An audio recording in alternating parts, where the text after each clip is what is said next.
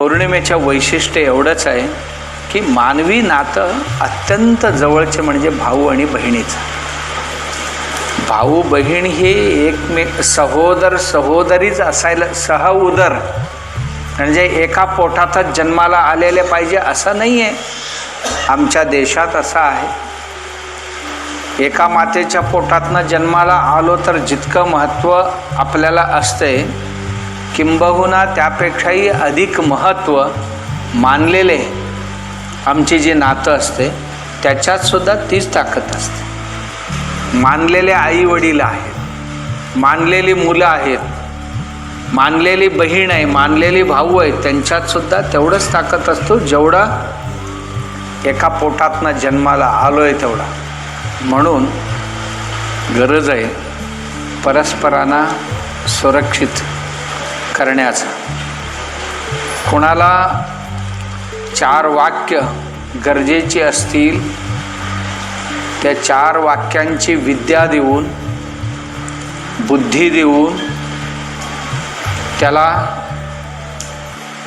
कर्मकार्य शिकवून माझ्या वाणीने दुसऱ्यांना सुरक्षित करता आलं तर वाणीचा उपयोग करावा.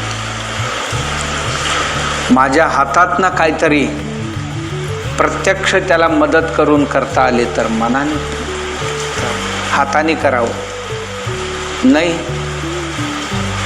माझ्या वाणीनेही होत नाही, माझ्या हाताने मी काय करू शकत नाही, कमीत कमी मनातनं तरी दुसऱ्यांच्या हिताची प्रार्थना करावी, चिंता करावी, चिंतन करावे.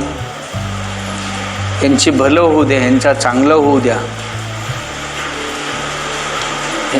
ह्यांचं कल्याण होऊ द्या.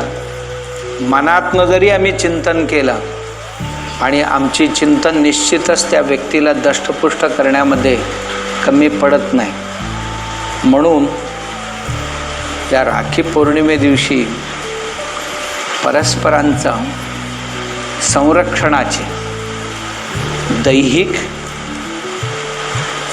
बौद्धिक आणि मानसिकरित्या दुसऱ्यांना शक्ती देण्याचा कार्य करणं म्हणजेच ही धागा बांधणं. ही धागा बांधणे म्हणजे प्रत्येक जीवाला सुरक्षित पाहण्याची.